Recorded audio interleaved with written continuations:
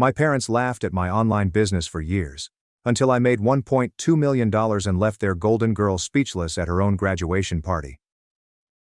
My name is Aiden. I'm 31.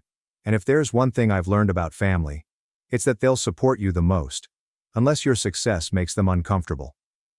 I never took the standard route. While the majority of my relatives were away at university studying law, medicine, or whatever else would get them a LinkedIn badge and parental bragging rights, I was holed up in my childhood bedroom, creating an e-commerce brand out of thin air. Initially, the company only sold bespoke phone cases, then t-shirts. Then it snowballed. While they were submitting resumes and praying for internships, I was doing taxes for an LLC and managing 6 figures of merchandise. But, according to my mother, I was still between jobs. That's how I was presented at weddings and reunions. This is Aiden, he's figuring things out. As if my company didn't exist until someone in a suit claimed it did. The graduation celebration that broke the camel's back was for Sophia, my cousin. She was 23, had just graduated from a prominent institution with a degree in international relations, and was the family's golden girl. You know the type. Class president, knows 3 languages, volunteers at shelters, and somehow looks like a Disney princess in every shot. Growing up, I never had any problems with her. To be honest, we were civil. Not particularly close, but yet not antagonistic. But Sophia always had this air about her, as if she wanted everyone to clap at the end of each phrase. Her parents, my aunt and uncle, fueled it. Every minor accomplishment was celebrated with a party, a framed award, a group SMS, and a Facebook album titled, Sophia's Big Moment. When I received the invitation to her graduation celebration, I knew what to expect. A catered outdoor affair at their suburban home, complete with string lights, champagne, and an exorbitant tent rental. What I didn't foresee was the role I would be assigned. When I arrived, I drove up a little early to avoid the usual bustle, only to be met by Aunt Kara, Miller's mother, waving a neon vest as if I'd just clocked in for work. That's fantastic, Aiden. We hoped you could assist with the parking situation. We have cars backing up down the street. No hello. There was no, thanks for coming. Just a vest, a walkie-talkie and a pat on the back, as if I were a college freshman working valet on weekends. I blinked at her. I am not working at the party, Kara. I came to celebrate. She laughed as if I had told a joke. Please help us out for an hour or so. You're skilled at logistics, correct? Your small internet thing? I should have gone away then. I should have given her the vest and told her no. But something in me, probably my cursed familial loyalty, made me accept it. I spent the first 90 minutes of the party waving SUVs into grass patches and assisting elderly relatives with their walkers over difficult terrain. Nobody relieved me. Nobody brought me a drink. When I eventually sat down at one of the fold-out tables in the rear, sweaty and dusty, the genuine celebration had already begun. There was a large banner across the yard that read, "Congrats Sophia," in sparkling gold. A red ribbon was placed over the driveway gate, which appeared to be disguising a brand new Kia Soul. Guests gathered around the cake table to sip beverages and dine. My mother, who was seated front and center, gave me a half-hearted wave, as if she had raised Sophia herself. I noticed my name scrawled on a paper place card hidden beneath a beautiful fern in the buffet line, distant from the main tables. Sophia was shining. She wore a white outfit that reflected light with every movement, and she moved from table to table as if she were running for office. When a microphone was delivered to her, she tapped it dramatically before laughing. I just wanted to thank everyone for coming, she said, raising her champagne flute. It means so much to be surrounded by people who value hard work and real education, especially in a time where it's so easy to get distracted by online hobbies. She smiled straight at me. The pause was intentional. The delivery was razor sharp. And how did they react? Laughter. Actual laughing. My uncle snorted. My cousin Jason spit out a sip from his drink. Even my mother gave a tight, ashamed smile, as if she had been caught trying not to laugh but couldn't stop herself. I felt heat rising up my neck. I glanced at the condensation pouring down my untouched drink, trying not to react. Not yet. Sophia continued, oblivious. Or perhaps just brave. Some of us spent 4 years pursuing a degree that signifies something. Sorry, not sorry. More laughs. She clinked glasses with a few close guests before returning the microphone like a teen drama drop the mic scene. My mother looked across at me, gave a slight shrug and said, "She didn't mean it." The fact is, I didn't care about the car. I didn't care about the banner, the speech, or the fact that every photo was taken with me cropped out in the backdrop, standing by the hedge like a forgotten waiter. What hurt was the years of silent dismissals, smirks when I attempted to describe my job. My own mother would skip over my updates to discuss which of Sophia's lecturers formerly worked for the State Department. But, as I sat there with dust on my sneakers and a drink in my hand, something inside me moved. I waited until the last toast was given, the clapping subsided, and people began to go toward the dance floor, where a Bluetooth speaker was playing top 40 songs. I stood up, brushed off my clothes, and made my way up to the main table, where Sophia and her friends were posing for photos next to the car, still high from the ovation. "Hey Sophia," I said casually, loud enough for the close audience to hear. She paused mid-laugh, evidently not expecting me to reply. "Yeah?" she questioned, her eyes narrowing. I raised my glass and grinned. "Just wanted to say congrats. Really. Must feel great knowing your degree got you here, and it's awesome that your family supports you so much." I took a large sip. My little online hobby just cleared $1.2 million this year. But hey, nice Kia. Silence. Sophia's smile froze. Someone behind her dropped a fork. My uncle's mouth dropped open. My mother blinked twice as if she couldn't process the words. I did not wait for their reactions to subside. I simply nodded, turned on my heel and walked away toward the gate. The last thing I heard was someone whispering, "Wait. What did he say?" And I had no intention of staying for what happened next. As I walked down the gravel road to my car, I could feel the stairs piercing my back like heat bulbs. I did not turn around. I did not need to. I had played my part. I had spoken everything I needed to say, and I knew that small mic drop moment would reverberate throughout the gathering like a pebble on still water. The fact is, I hadn't planned on saying anything. I actually hadn't. However, years of being the family's quiet afterthought, the one who got the short end of the talk and the long list of favors, had finally added up. And Maller's arrogant little jab? That was the last straw. When I got into my car and drove away, no one came after me. Not yet.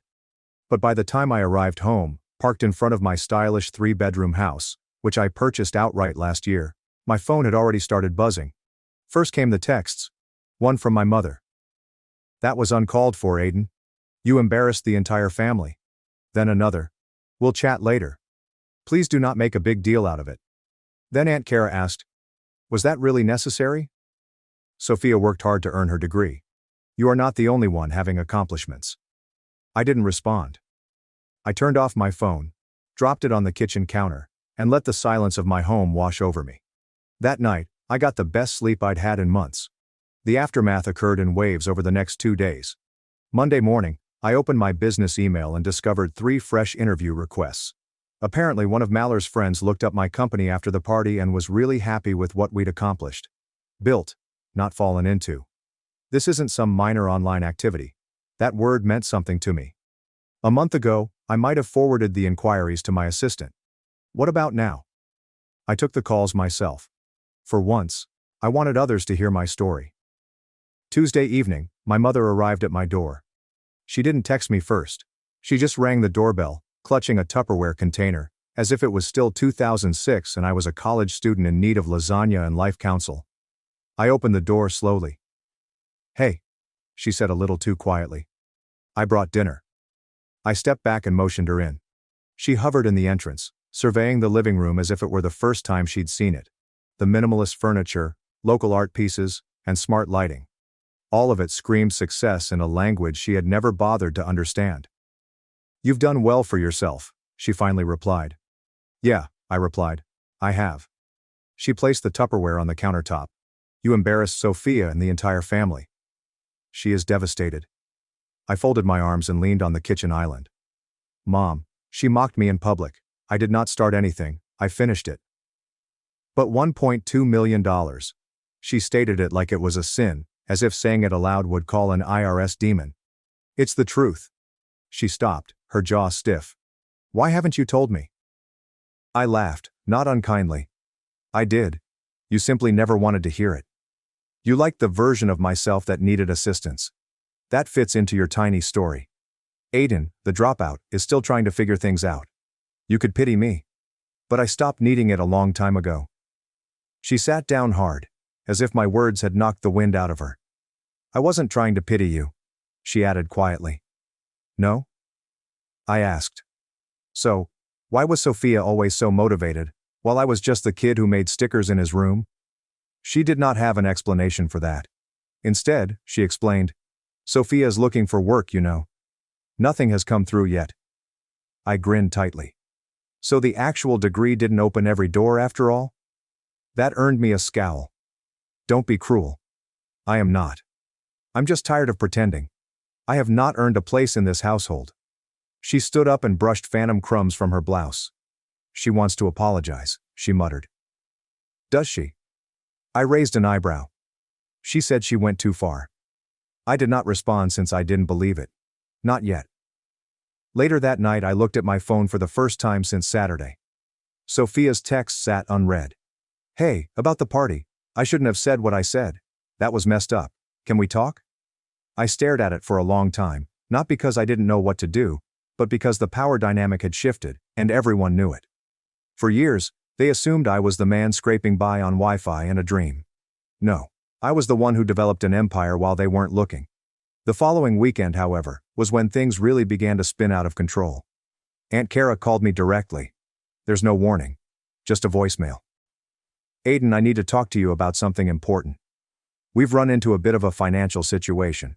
I didn't want to bring this up, but your uncle's hours got cut, and the lease on Mallory's new car isn't exactly manageable. I know things got tense, but we're still family, right? That's when something clicked. They weren't simply humiliated. They wanted something. I listened to the voicemail twice, not because I wanted to hear what she said again, but because I couldn't believe how quickly the tone changed. Just days before, I'd been the family joke in a vest, directing automobiles into grassy areas. Now I was at the emergency exit. I did not call Aunt Kara back right away. I didn't even respond. I let it rest, leaving her to wonder if I had heard it. Allow the discomfort to increase. I recognized this pattern. It was predictable. First the derision, then the stillness, then the sudden tenderness and the, "we're still family" line, as soon as they needed a favor. And make no mistake, this was a favor. A pricey one. I sat down at my kitchen table, opened my laptop, and went to Sophia's Instagram. She'd shared a carousel of photos from the party, including the banner, speeches, and the keys to her new automobile, with a comment, "To new beginnings and real work that makes a difference." Right. Real work. That phrase again. I browsed through the comments and saw dozens of likes from extended family, acquaintances, and former classmates. A handful of them tagged her and expressed how amazing she was. One of them even said, "Can't wait to work with you at the embassy." That made me smirk. I knew Sophia hadn't received a single job offer. Not because she told me, but because my mother had accidentally let it slip while half defending her in my kitchen. The girl who toasted to genuine degrees and derided internet hobbies was now 3 months into post-graduation unemployment, and plainly stressed out. Still, I had no plans to do anything. I wasn't looking for blood. Not yet. Then came the second call. This one came from my uncle. Aiden, hello. I just wanted to clarify the air. You know we love you. Always have. What about the whole party thing? Just a little playful taunting. Sophia has a great sense of humor, doesn't she? She takes after her father. He grinned nervously. Kara mentioned the lease and left you a message. We're simply a touch tight this month. It would be very appreciated if you could float us the first few installments to keep things running smoothly while Sophia settles in. I mean, you did say your business was going great, right? I sat there in startled stillness, clutching my phone like a live grenade. The arrogance was nearly artistic. There was no mention of the years I had spent quietly footing costs for birthday gifts, Christmas feasts, or family emergencies, while they offered me folding chairs and backhanded compliments. There was not a single acknowledgement that Sophia's words were cruel, not mocking, humorous, or a joke. No apologies. Just more entitlement. Simply more of the same. That's when I opened the spreadsheet I'd saved for years. Not excessively. Just be methodical. Every dollar I'd ever given or spent on this family. From the $300 I loaned Jason for textbooks, which he never paid back, to the $2,000 I lent Kara and her husband, when their roof began leaking 2 winters ago. I had been guilted into doing every favor. I paid every bill quietly to keep the peace. What is the grand total? $42,860. $42,860, not including interest.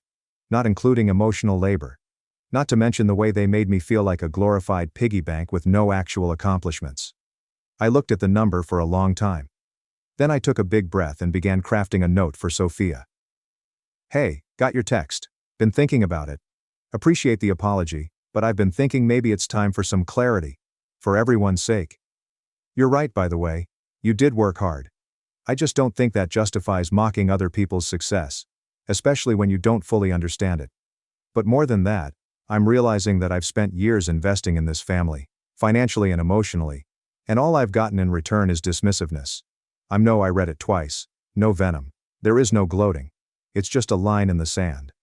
Then I forwarded a variation of that communication to my uncle, aunt, and, more delicately, my mother. She called right away. Aiden, can we discuss this? You cannot just. Yes, I interrupted calmly and clearly. I can. And I just did. There was a pause at the other end of the line. For the first time, she did not have a script. I didn't know what to say. Did you really earn more than $1 million last year? Yes. How? You never asked. Another prolonged stillness. What do you want us to do? She asked, her voice low. And that question stayed with me for a moment. Because that was the point, wasn't it? I did not want them to do anything. I just wanted them to stop expecting me to handle everything. I abruptly ended the call. Not out of spite, but because I didn't feel obligated to perform for anyone. The mask was off. The bank was closed.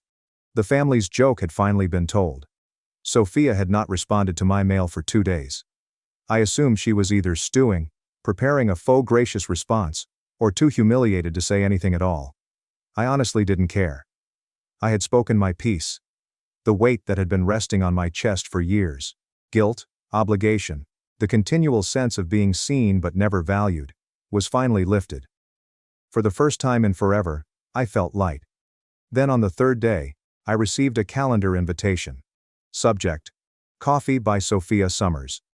Time: Saturday at 10 a.m., Café Alder is located downtown. I stared at it for a moment, trying to decide whether to decline. But a part of me was curious. I accepted, not because I expected a heartfelt apology, but because I wanted to see her in the eyes and discover what, if anything, was genuine beneath all of her polished superiority. Saturday morning rolled around. It's gray and rainy. I thought it was fitting. I arrived 10 minutes early and got a black coffee with no frills or distractions. She arrived 5 minutes late, dressed in a cream blazer, heels and a countenance full of well-managed humility. Even amid the rain, Sophia dressed as if she expected to be in the spotlight. Aiden, she murmured with a little smile as she took the seat across from me. Thank you for coming. I didn't expect you to show, I said quietly. Neither did I, she said. But here we are. We sat in silence for a beat. She stirred her cappuccino as if it were an art project. I read your message, she finally replied. Twice. Okay. And you're right. I raised an eyebrow. I was awful, she said. Not only at the party. For years. I made fun of your work because I didn't comprehend it. And, to be honest, I was jealous. This caught me by surprise. Jealous? I echoed. Yeah, she replied, not meeting my gaze. You found your thing. You made it work. Meanwhile, I am sitting here with a shiny degree, no job prospects, and a car that my parents cannot afford. The joke I told at the party? It was less about you, and more about me trying to feel better about my situation. I waited for her words to settle. I did not rush to forgive. I wasn't sure if I wanted to. I appreciate you saying that, I said slowly and deliberately. But that won't undo years of jabs. Of being treated as if I were less than. By everyone, including my own mother. I know, she whispered. That is on me, and they. All of us. I nodded, my gaze locked on the rain pouring down the window beside us. Why did you actually ask me here, Sophia? She bit her lip. Not for money. I swear. Good, because the door is closed. She nodded swiftly. I understand. I did not come to ask for help. I just wanted to own it. Publicly. I looked at her, puzzled.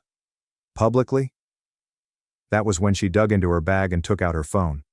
She opened her Instagram app, turned the device toward me, and pressed the record button on a story. "Hi everyone," she said, nervously smiling into the camera. "So, this is a little uncomfortable, but it's time I say something." I sat frozen as she kept recording. At my graduation celebration last week, I made a disparaging remark about online firms and those who work outside of the established system. It was petty, harsh, and absolutely inaccurate. My cousin Aiden is one of the most determined and successful individuals I know. He started his firm from scratch, with no handouts or shortcuts, and I publicly mocked him for it. That is my fault, and I apologize not only to him, but to everyone I impacted with that attitude. Real success does not come with a diploma. It requires work. And Aiden, if you're watching, thank you for calling me out. I needed it. She paused the video, posted it without hesitation, and returned the phone to her purse. I blinked. It was unexpected. She shrugged. "I deserve to feel embarrassed. You were, for years. It is only fair." For the first time in a long time, I saw her not as Sophia the Golden Girl, but as a young lady attempting to detangle herself from the image her family had created for her, and possibly from the one she had created for herself. "You're lucky I'm not a petty man," I added with a tiny smile. She smirked. "Don't push it." We talked for another hour, but not about money, careers, or family politics. Just about life, travel, books. We never shared the tiny things because we were always competing or avoiding each other. When we eventually rose up to leave, she hugged me. Not just a slap on the back, but a genuine hug. A peaceful one. The type that says, "I understand now." A week later my mother called. "Did you see the video?" she asked hesitantly. I did. She didn't even tell us she was posting it. She didn't need to. "I'm proud of you," she murmured, her voice thick with a hint of remorse. "And I apologize for how I discussed your work, for not listening, for not asking." I did not gloat. I did not say anything. I simply said, "Thank you." The next family gathering occurred a month later. Uncle Rob had a 4th of July BBQ. I showed up in jeans and a polo, as usual, but this time I wasn't handed a vest or asked to service the ice machine. Instead, Sophia strolled up, handed me a plate full of food and said, "You're sitting with me." So I did. There was no speech, no banner, no toast, just laughs, stories, and a strange sense of equilibrium I hadn't had in years. When someone inquired what I did for a living, Sophia was the first to respond.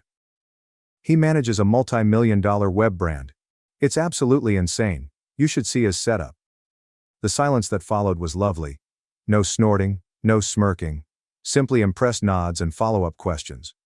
I responded to a couple, smiled nicely, and kept the rest to myself. Because they wanted to know, and I didn't need them to. The Kia was finally returned.